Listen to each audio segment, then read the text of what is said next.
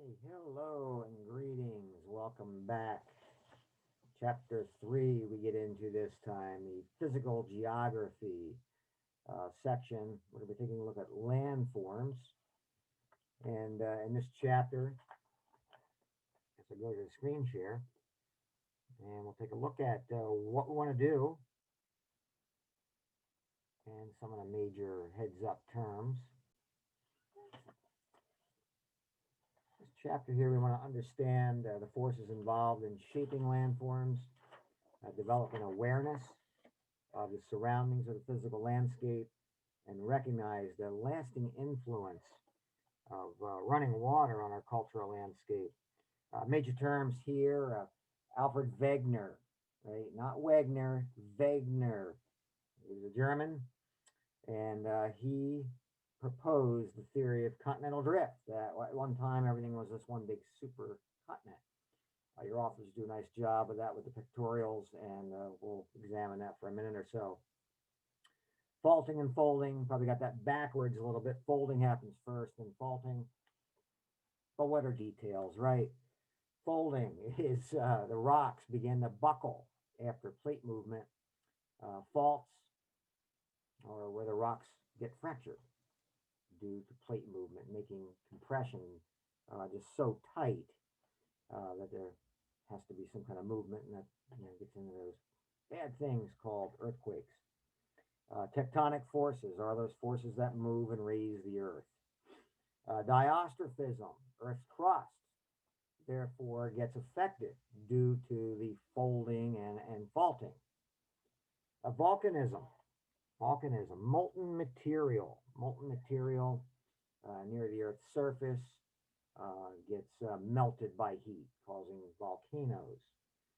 Mechanical weathering, physical disintegration of the Earth's material at or near the Earth's surface. Chemical weathering, decomposition of rocks, get decomposed. Gradational forces, powerful forces shaping landforms by scouring and washing the earth. Mass wasting draws loose particles of rock from higher or lower elevations. Turn, if you will, to page 48. I want to talk about the rock process, although I'm not going to be dwelling on that in a sense where you guys are going to need to have to know about it via quizzes. I'm going to be focusing on some other things for that, but I think it's good visually to talk about this so you can see, the process of the seismic activity, which I am going to be dwelling on. And the rocks of the Earth's crust, they're created by various processes. So if we take a look at figure A on page 48, you can see how igneous rocks are formed. They're formed by the cooling and hardening of molten volcanic material. And what happens there is you got magma, and that's below the Earth's surface, and lava. Lava is the only form of molten that you can see, and that's probably running at about temperatures of about 2,000 degrees. I don't know if I want to see that. It's molten rock, it's about the only form of it that you can see. Figure BC there, take a look at that. That's sedimentary rocks, and they're composed of particles of gravel, silt, sand, and skeletons of marine invertebrate that have accumulated as strata beneath the shallow seas. And there too, you have mineral materials that have been eroded and transported and deposited. Figure D, metamorphic rocks. Metamorphic rocks are formed by both the former two, igneous and sedimentary rocks. So what you have here is great pressure and heat that have reworked these rocks, both igneous and sedimentary. And they've reworked these rocks into these new forms, such as marble and slate. that you could see as well in that section. Now, if you move over to page 49, figure 3.3, you can see the rock cycle, right? And you can compare that, look at that as well. I want to get into our first set of notes, and it's in connection with what I just talked about, as well as your rock cycle there. And what I want to write and say about that is this.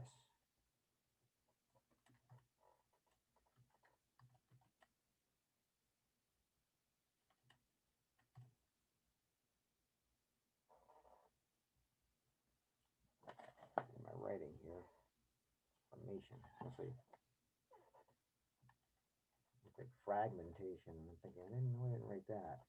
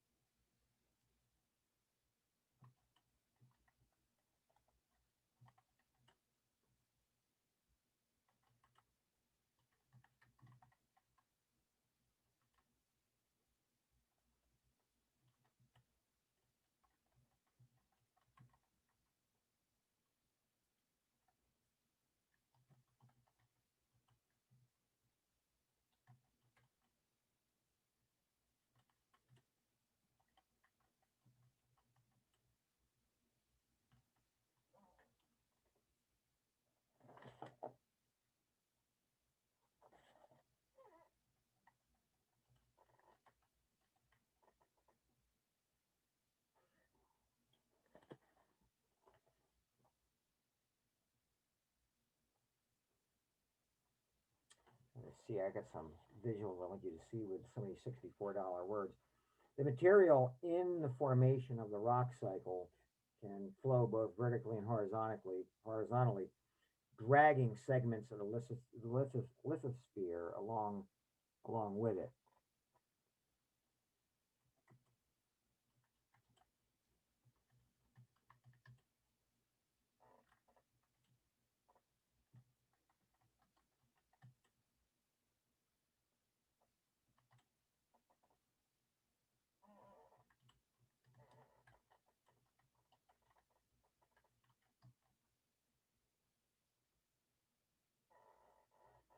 So it's often believed to be responsible for the creation of mountains.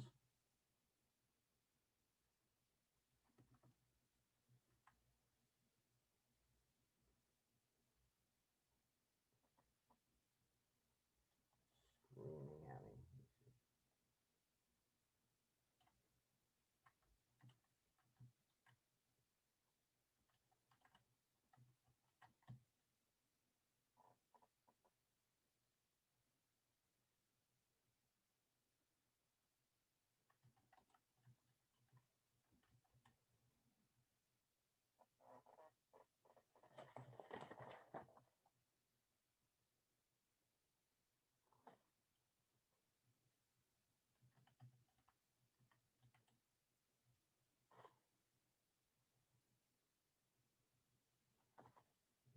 Activity.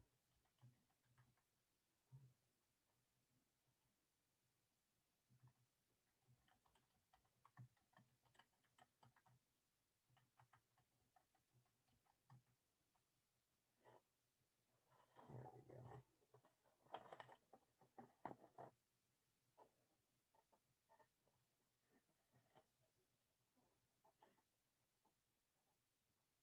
So often believed to be responsible for the creation of mountains, thus heat in the mantle from decaying radioactivity ends up causing movement in the asthenosphere. And I've mentioned a couple big words there, the lithosphere and the asthenosphere. So that definitely bears um, responsibility for us to look at some visuals here. I want you to look at.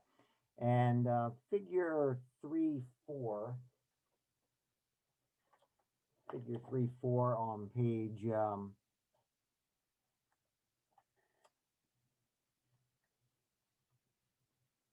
believe it's page 50 or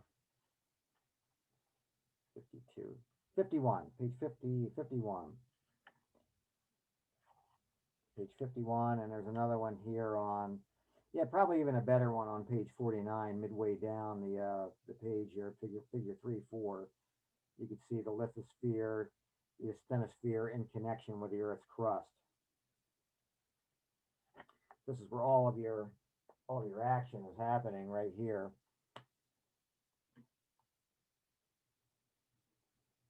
So, as you're looking at that visual, I'll just talk about a couple things briefly here.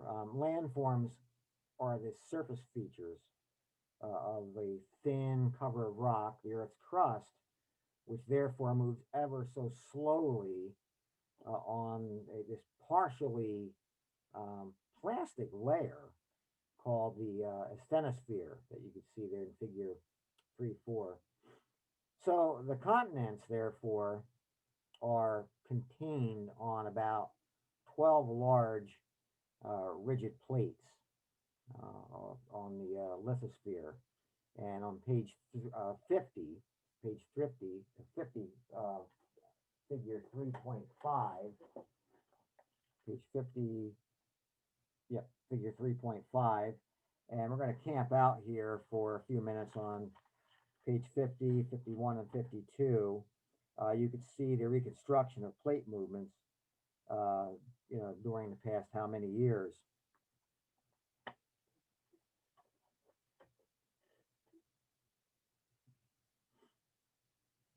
Scientists are not sure what causes continents to drift, but the leading theory concerns the movement of heat from the Earth's crust, Earth's core, to the surface.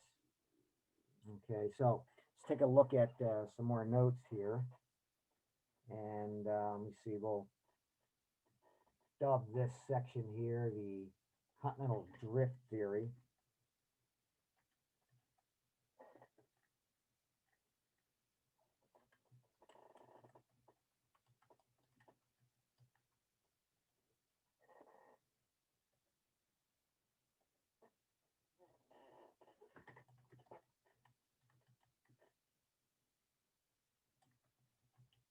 Alfred Wegener.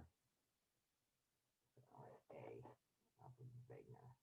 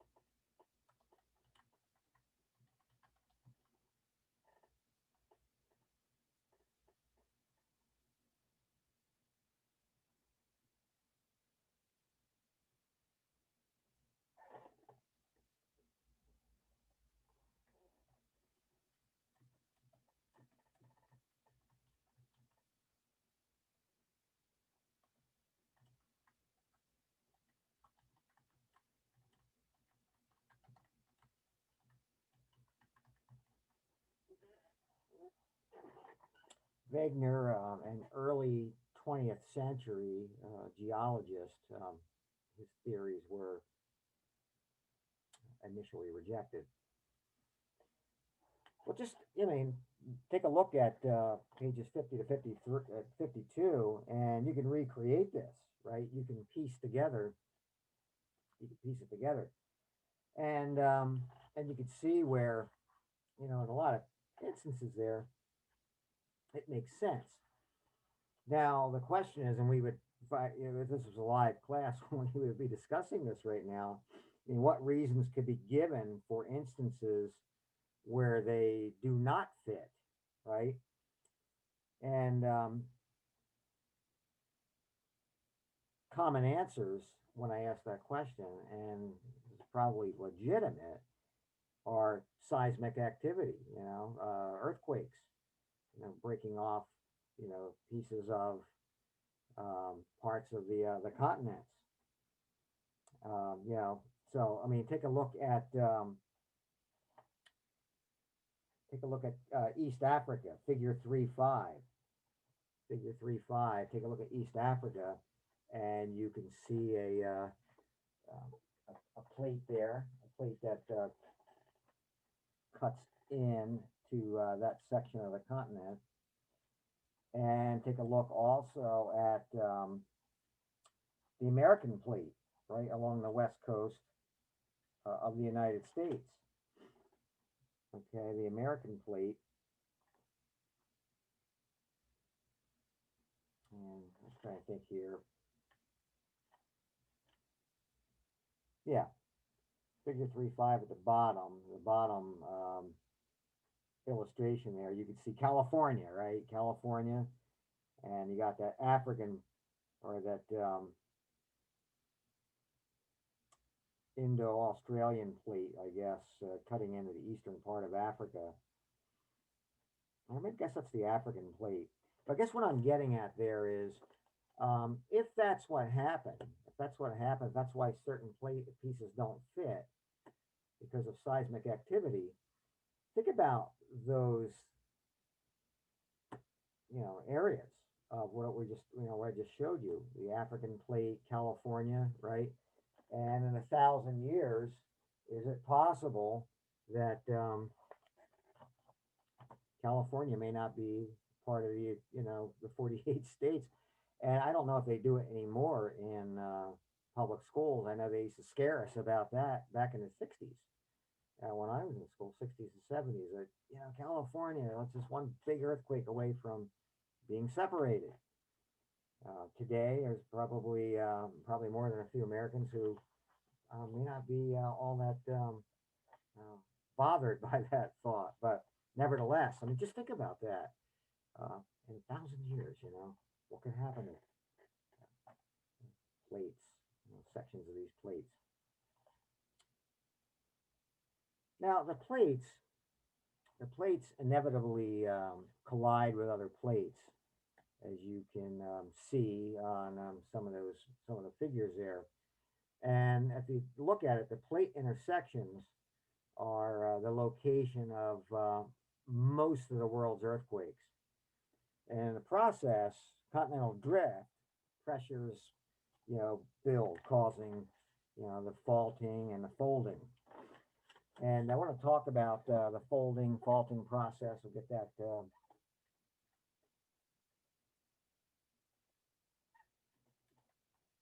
order right here, faulting and folding. Flip it around here finally, folding and faulting. Folding has to happen first.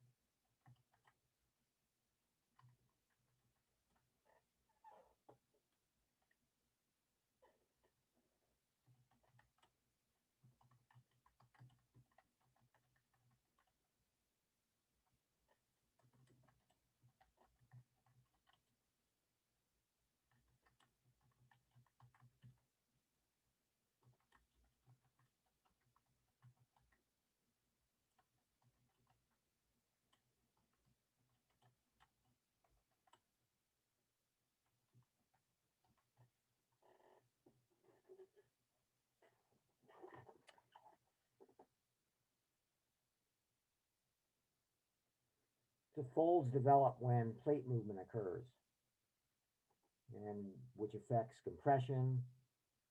And then when the compression gets affected by plate movement, the rocks then begin to buckle. Page 53, figure 310. Nice sketching there, pictorial illustration of this. Page 53, figure 310.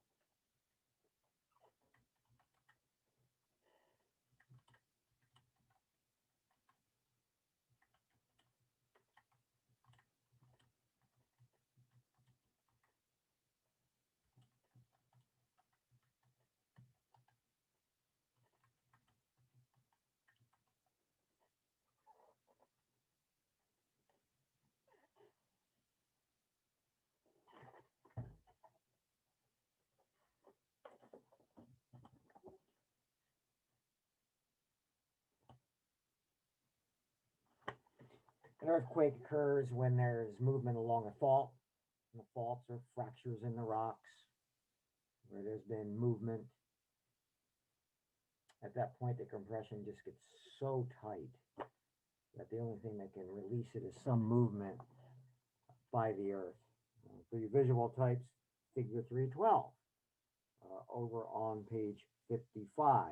That does a splendid job at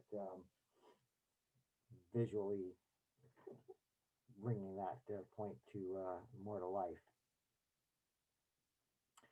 And here's the thing, if the movement is undersea, a tsunami might form. All right, and we mentioned that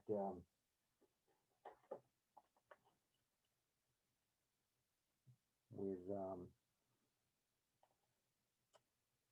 in regard to well, I want to mention it now. I was going to talk about the beginning of this lesson, but I remember back at the Christmas, it was Christmas day after Christmas 2004, um, off the northern coast of Sumatra, the epicenter of an earthquake undersea, uh, formed a tsunami, and it ended up affecting not only South Asia but Southeast Asia. It went across the Indian Ocean and affected Somalia over in the east coast of Africa. Got thrashed, throttled, and a good replication of that, of all things, is in I can't say this in academic circles, but I'll say it, Wikipedia.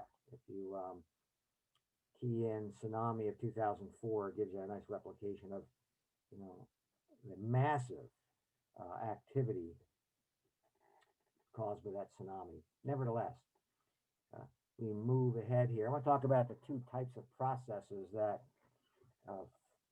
forces that interact to produce landforms.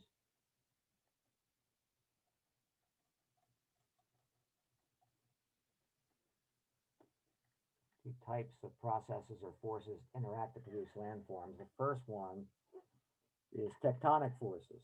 The tectonic forces. And tectonic forces, they push, move, and raise the earth.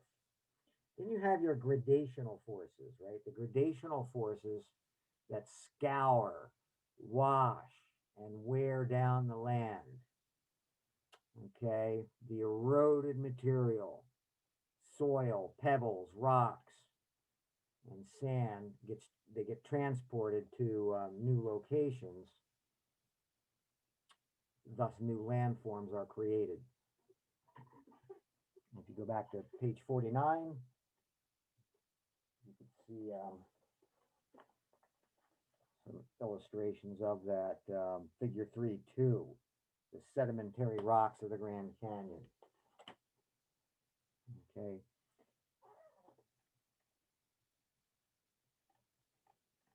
Now, diastrophism. Diastrophism is over the case over several thousands of years. The Earth's crust got transformed through pressure. They got built up, causing the folding and faulting process. And a second type of tectonic force is volcanism. And this is where molten material, and that which gets melted by heat, moves toward the Earth's surface near these intersections of plates. And these are called hotspots. And on page 60, figure 317, you can see the process of how that happens. So I would encourage you to check that out. Page 60, figure 317 takes you through the process of all that. And here's the thing about that too. I would say if there's enough pressure, in connection with that visual on page 60, figure 317, it's going to force the underground molten material upward. And so therefore, in that case, if the crust of the earth is not sturdy, the molten material will reach the Earth's surface, causing a volcano. So that process too, if you take a look at that visual there on page 60, that process is responsible for the formation of the Hawaiian Islands. Okay, and you have low-high. You can see, look, I think your authors include a little visual of the perspective of that.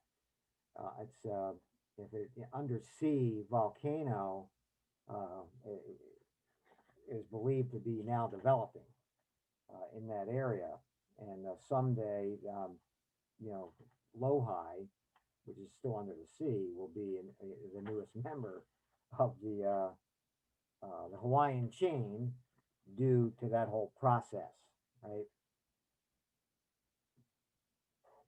Now, there are three kinds of gradational processes. You have weathering, uh, mass wasting, and erosion. Weathering, mass wasting, and erosion. The weathering processes, both mechanical and chemical, they basically prepare material for deposition and the creation of new landforms. And what's happening there is you're having a breakdown of rocks, at or near the Earth's surface.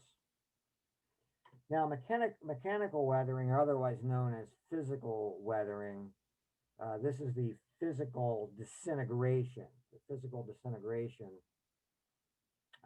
Earth's materials at or near the Earth's surface. And what's happening here too is you've got your larger rocks being broken down into smaller pieces. So you have water freezing. Here's a process: water freezing, soaking into the rocks to break them down, thus creating soil. This is a little different from chemical weathering. These do look like good quiz questions. They do look like chemical weathering, which causes rocks to decompose through, through acid rain, water, and chemicals. It's an ongoing process as rocks adjust to near surface environments. Neither type of weathering creates landforms, but they do prepare rocks for erosion. They do prepare rocks for erosion and for the creation of landforms, or creation of soil. I'm sorry, for the creation of soil.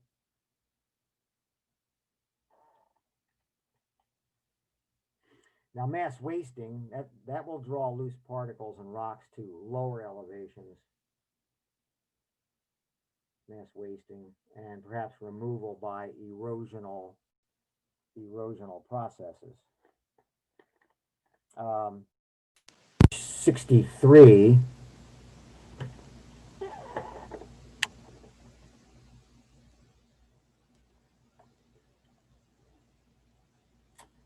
Turn to page 63, figure 321. And I'll just say this as you follow along, that rocks falling from cliffs, you have all kinds of surface materials there that, commonly experience, downslope movements.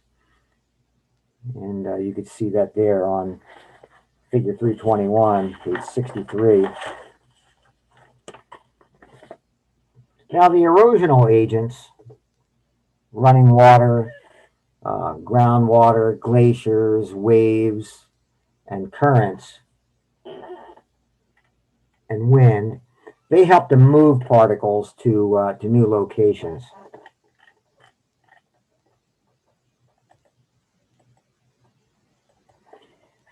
And you could turn to page 64, figure 322,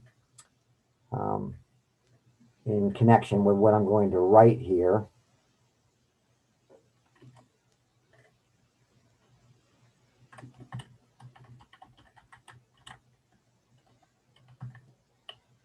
I think I'll title this section here. I'll go with that. The ability to erode.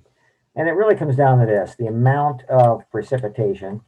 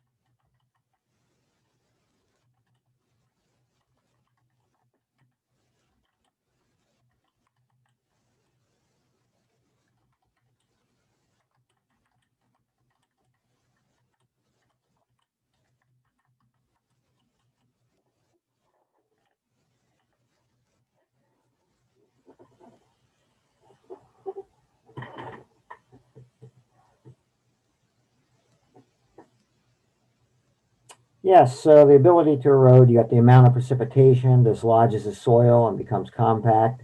This hardens the soil, opening it to erosion. The length and the steepness of slope, and you can see all this on page 64, speeds up. And when it makes sense, too, the steepness of slope speeds up the flow of water, kind of hastening it, quickening the erosional process. And the type of rock and vegetation cover slows the flow of water. More on that in a second here as we begin to close up. So, an important erosional agent is running water, right, which causes extraordinary changes in landscapes over relatively short periods of time.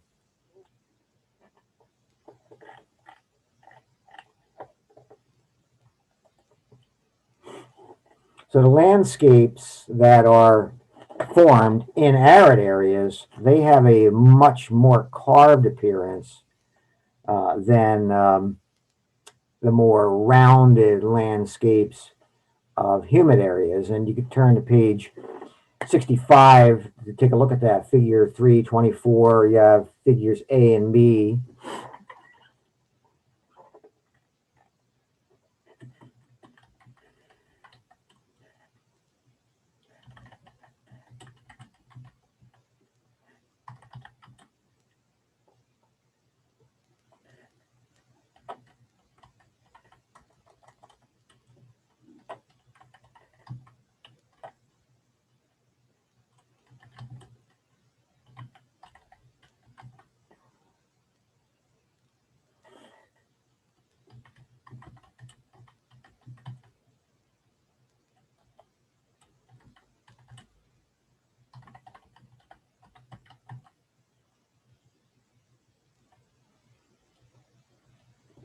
So erosion rounds the landforms, where valleys become these, as I say here, these broad, wide floodplains. And kind of this banking off of what I talked about earlier, that you have, depending on what type of rock vegetation you have, It might slow the flow of water, which is the case with some of your stream erosion in arid areas.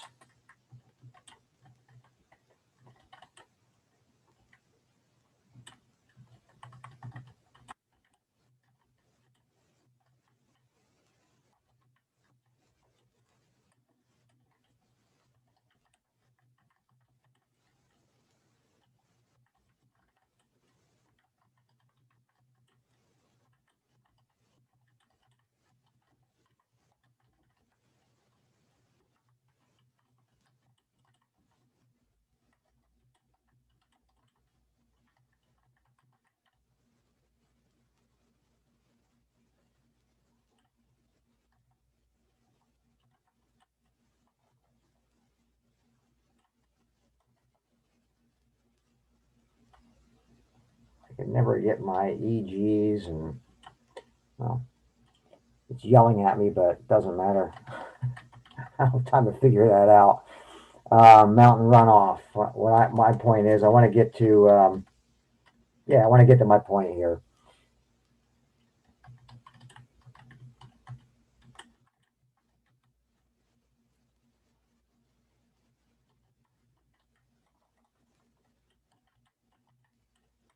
It runs.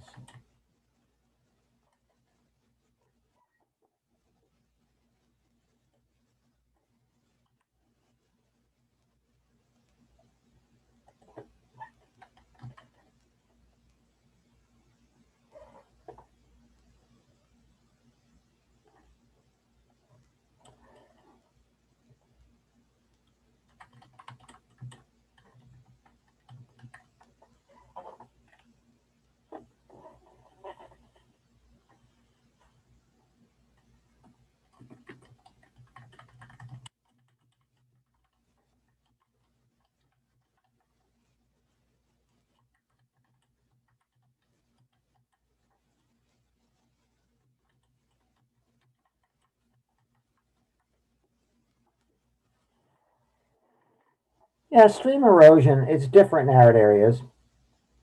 Running water's erosion increases the forces of erosion because of a lack of vegetation. For example, oh, it did let me do that. For example, mountain runoff. Mountain runoff never reaches the sea if it runs through a desert, right? So unless there's a rainy season, these streams are usually dry. Page 66 bears this out, I believe. Yes, the Canyonlands National Park in Utah, right? So that explains that type of terrain. So lastly, you can turn to page 68. We're done with the writing here, but just I want to talk about glaciers for a minute. Glaciers have produced a great variety of landforms as they move forward or melt. The most important type of glacial features are moraines, and these are mainly produced at the lateral or forward edge of an ice tongue, and you can see these in the illustration. Wind, waves, each have their own way of reshaping the land as well. Sand dunes and sandbars are examples of depositional features caused by these erosional agents. And on page 70, you can see some of this. Landforms, last thing I'll say about it all, are continuously being resculpted by the force that gave them shape. Okay. And let me wrap this up here. Get out your graphic organizer.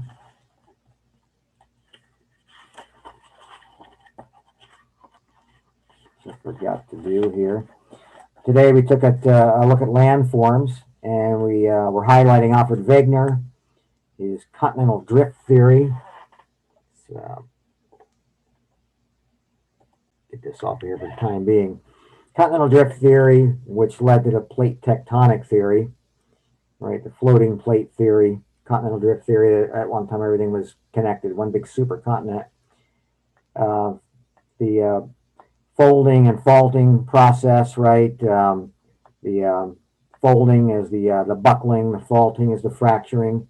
And then we looked at landform productions, right? We have tectonic forces moving and raising the earth. We have diastrophism and volcanism, diastrophism. You know, you're talking about your earthquakes and tsunamis and volcanism, volcanic uh, production. Gradational processes. These scour and wash, scouring through weathering.